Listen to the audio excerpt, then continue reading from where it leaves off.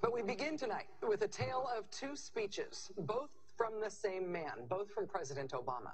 One speech that could have been billed as a ballad to the Constitution, a proclamation of American values, a repudiation of the lawless behavior of the last presidential administration, and another speech announcing a radical new claim of presidential power that is not afforded by the Constitution and that has never been attempted in American history, even by George W. Bush and Dick Cheney. Remarkably, President Obama today made both of those speeches simultaneously. Standing inside the National Archives in front of the actual original Constitution, President Obama delivered a blistering critique of the Bush administration, in which he called their actions and their legacy literally a mess. Our government made a series of hasty decisions. Poorly planned, haphazard approach. Too often, we set those principles aside as luxuries that we could no longer afford. Our government made decisions based on fear rather than foresight. The decisions that were made over the last 8 years established an ad hoc legal approach for fighting terrorism that was neither effective nor sustainable. An ad hoc legal approach for fighting terrorism that was neither effective nor sustainable. Ouch. Then, moments later, he announced his own ad hoc legal approach for fighting terrorism. President Obama today proposed something new, something called prolonged detention. Doesn't sound that bad, right? Prolonged detention. Did you ever see the movie Minority Report? It was based on a Philip K. Dick short story, came out in 2002. It starred Tom Cruise, remember? He played a police officer in something called the Department of Pre-Crime.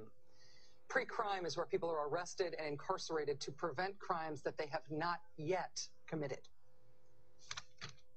Mr. Marks, by mandate of the District of Columbia Pre-Crime Division, I'm placing you under arrest for the future murder of Sarah Marks and Donald Dubino's take place today, April 22nd, at 0800 hours and 4 minutes. No, I didn't do anything. You didn't do anything, but you're gonna. Future murder. Creepy, right? Putting somebody in jail not for what they've done, but for what you're very sure they're going to do? There may be a number of people who cannot be prosecuted for past crimes. In some cases because evidence may be tainted,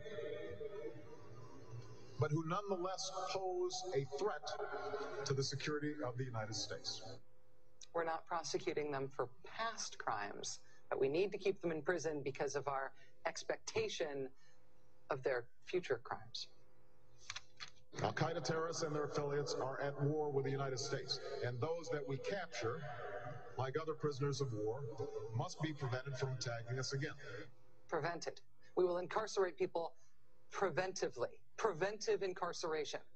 Indefinite detention without trial. That's what this is. That's what President Obama proposed today, if you strip away the euphemisms.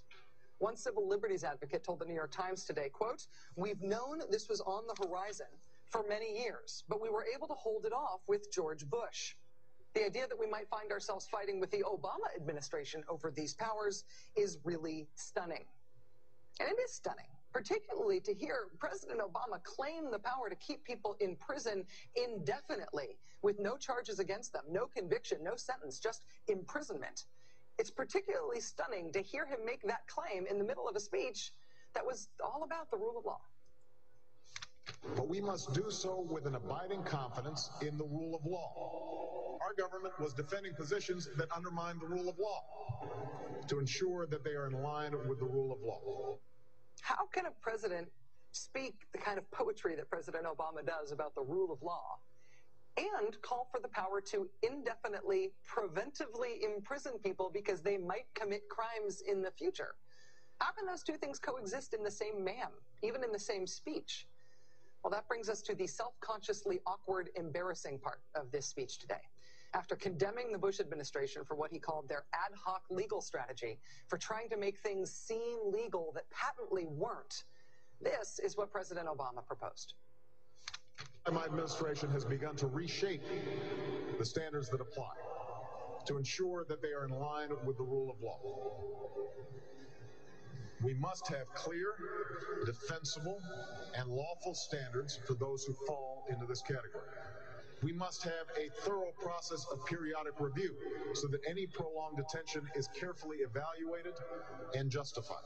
Our goal is to construct a legitimate legal framework for the remaining Guantanamo detainees that cannot be transferred.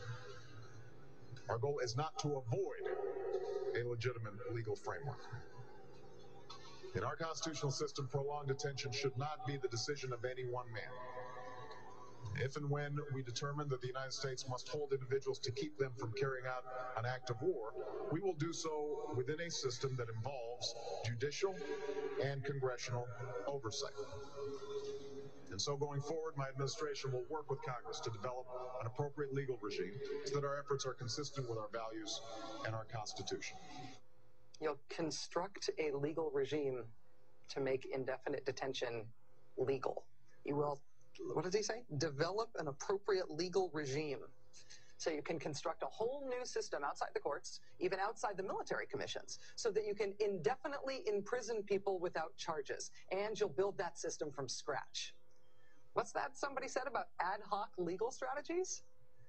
Just for context here, in the United Kingdom, where there isn't even a Bill of Rights, there's been a major debate about whether people can be held in preventive detention.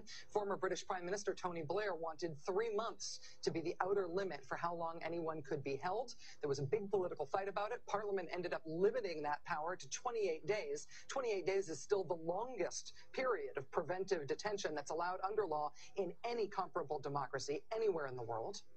How long would President Obama's proposed preventive indefinite detention last? Well, he's not saying yet, but here's how he defines the threat that he says makes indefinite detention necessary. Right now, in distant training camps and in crowded cities, there are people plotting to take American lives.